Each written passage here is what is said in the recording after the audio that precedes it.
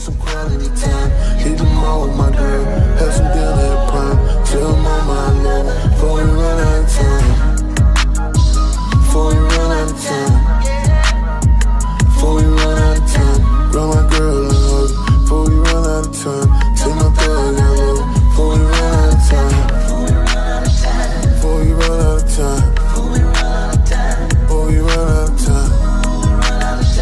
Before we run out of time. What way do y'all feel like we can break down the stigma surrounding mental health within our community in order to promote early intervention and support?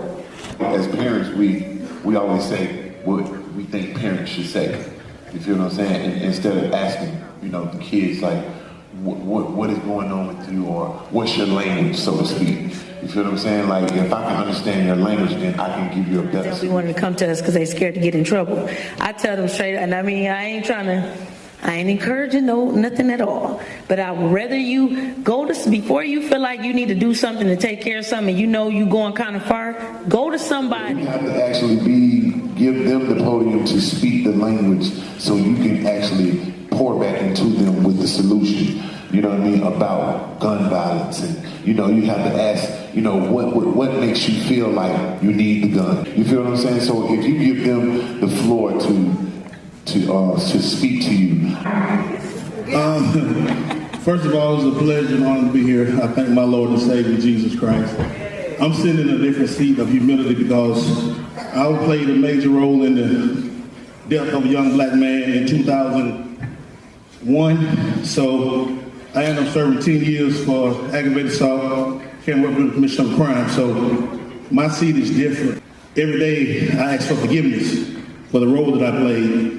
And it fueled me to come back home after 10 years of being away from my kids, to become the father, the man, the mentor, the uncle to these young black boys that I didn't have growing up.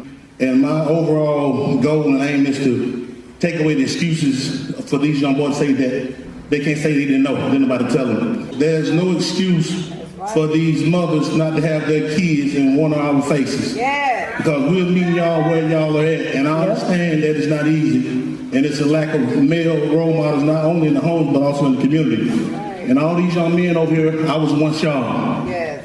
Pistol everywhere I went, pit bull, and about 10 killers that was on go. But I realized, after being taken away from my wife, my kids, my mother, my sister, that none of that amounted to nothing. So at the end of the day, I'm the lame ass nigga now. Because I go in the courtrooms, talk to the judge, I'm riding around with the sheriff, I'm talking to the captains of the police departments. But my mother didn't have nobody to call when I was facing up to that life sentence. Now they call me. So I want y'all boys, y'all young men, to take your craft and run with it, because it took me 47 years to get here. Wasn't nobody patient with me but God. I want y'all to know that I love y'all, we love y'all, and we're here for you all. And the craziest question is the question that you don't ask. My life, 3 bullets, 10 years in prison. I'm here, I'm back, I'm Dr. Barber, I'm no longer Big Trap. And I'm thankful for all the people that brought their kids to my program. I'm telling you it's out there. But what you have to do is to tap into where it's at. If you have Medicaid, it's free. You can get a session 2 times a week if you have Medicaid. If you don't have Medicaid, you can sign up for just sessions alone. But all you have to do is get on Google and type in free mental or behavioral health services in your area. Students diagnosed properly in elementary school. Get them the help that they need, if they need the help academic-wise, because when they don't take interest in education, everything goes downhill. My son was shot 3 times. They stole his money, and when they caught the perpetrator, he had the money in his pocket with my son's blood on it. Every day I think of my son. I come from a suburban area where my son went to one of the most elite schools in the state of Georgia, which is Eagles Landing Christian Academy. He had a mother in the home. He had a father in the home. He had excellent education. I sent my son to school. He came back home in a box. All I am saying is, you got to find someone to mentor, whether it's your child or someone else's child. Because at the end of the day, they're going to have to function in this world without us.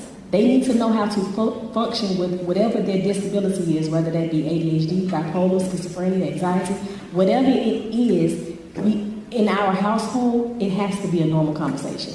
You can't be afraid to use your voice to help somebody to keep from making the wrong decision, because you'll be surprised how far your voice will go. Constant fear. And with our community, we got to get more involved, because look at the audience. There's more parents out here that's going through it. And when these workshops and symposium come, they don't show up. But we'll fill up a whole parking lot for a balloon release. We the problem. What you look like you might be the leader in your crew. You look like you might be the leader when you're around people. What can you do differently when you see something happening that you know you wouldn't want happening to you?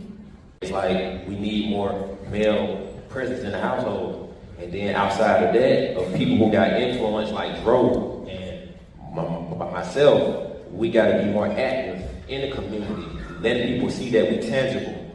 You know what I mean? That they can come talk to us, that they can touch us, and that'll help them out more. If you able to just take your business, go on about your business, get better, and get it back, and keep it right there, that's a real man, you know? So I just think that all the guns should be laid down, because we had too many people that fall down from the guns. My name is Khalid, I'm the mayor. Don't let this suit and this Obama diction fool you. I was born and raised on the Nat. I went to Love T. Nolan, McNair Middle School, Banneker, and graduated from the city. When I ran for mayor, I ran with the campaign slogan that the blackest city in America needed to be black on purpose, period. And I just want to thank you, Dro, Dr. Sierra L., Trav, Dr. Barber, and Mr. Gary Davis for being exactly that, for being black on purpose. What that is for real though. Like, we love y'all. We don't do this for money. We don't do this for fame, for clout, none of that. These people, like myself, look like we love y'all. Before you run out of time. Before you run out of time. Before you run out of time. Grab my girl and hug. Before you run out of time. Take my thug and look. Before you run out of time. Before you run out of time. Before you run out of time. Before you run out of time.